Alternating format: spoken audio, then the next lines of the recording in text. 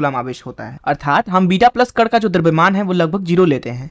इसलिए यहाँ पे तत्व के द्रव्यमान संख्या में तो परिवर्तन नहीं आएगा, लेकिन इसके परमाणु क्रमांक पर जरूर फर्क पड़ेगा। कारण समझते हैं। ये होता यह है कि नाभिक के अंदर एक प्रोटॉन जो है वो दरअसल न्यूट्रॉन में बदल जाता है। ऐसा केवल नाभिक में होता है, क्योंकि जो प्रोटॉन होता है और जो न्यूट्रॉन होता है, अगर यहाँ पे इनके द्रव्यमान को देखें तो जो न्यूट्रॉन का द्रव्यमान है वो दरअसल प्रोटॉन के द्रव्यमान से ज़्यादा होता है। तो ऐसा कैसे संभव है कि कोई भी कण निम्न द्रव्यमान से उच्च द्रव्यमान की तरफ जाए? ऐसा असंभव है ऊर्जा संरक्षण के नियम से, किंतु यह चीज़ नाभिक के अंदर संभव हो पाती है, क्योंकि उस समय पे प्रोटॉन के पास और भी अतिरिक्त ऊर्जा होती है। तो यहाँ पे प्रोटॉन न्यूट्रॉन में बदल रहा है और इसके साथ एक कण निकल रहा है बीटा प्लस कण, जो कि ई प्लस से हम दर्शा लेते हैं। अतः यहाँ पे आप देख सकते हैं कि जो प्रोटॉनों की संख्या है नाभिक के अंदर वो दरअसल 1 से घट गई है, क्योंकि एक प्रोटॉन एक न्यूट्रॉन में बदल गया है। तो यहाँ पे अगर हम इसका परमाणु क्रमांक लिखें तो वो A-1 होगा, क्योंकि परमाणु क्रमांक कुछ और नहीं बल्कि वो प्रोटॉनों की संख्या दर्शाता है। और इसके साथ निकला है हमारा ई प्लस कण, अर्थात पॉजिट्रॉन। ये दरअसल कुछ और नहीं बल्कि बीटा प्लस कण है। होता यह है कि बीटा प्लस कण के साथ साथ ऊर्जा संरक्षण एवं संवेग संरक्षण के लिए जरूरी यह है कि एक और कण निकले प्रायोगिक रूप में।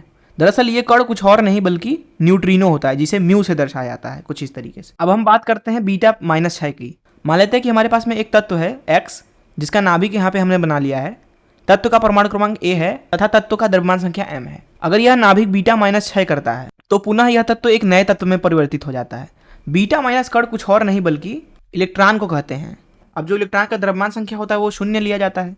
अतः यहाँ पे जो पुराना नाभिक है X, उसका द्रव्यमान संख्या तो नहीं बदलने वाला, किंतु क्या उसका परमाणु क्रमांक बदल जाएगा? आइए समझते हैं।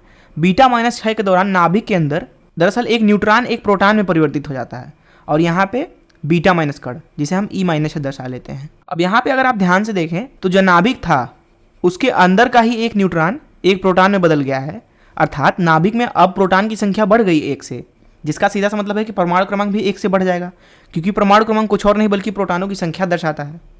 और यहाँ पे बीटा माइनस कण, जिसको ई माइनस से दर्शा लेते हैं। अब यहाँ पे भी जरूरी होता है कि संवेग तथा ऊर्जा संरक्षित हो।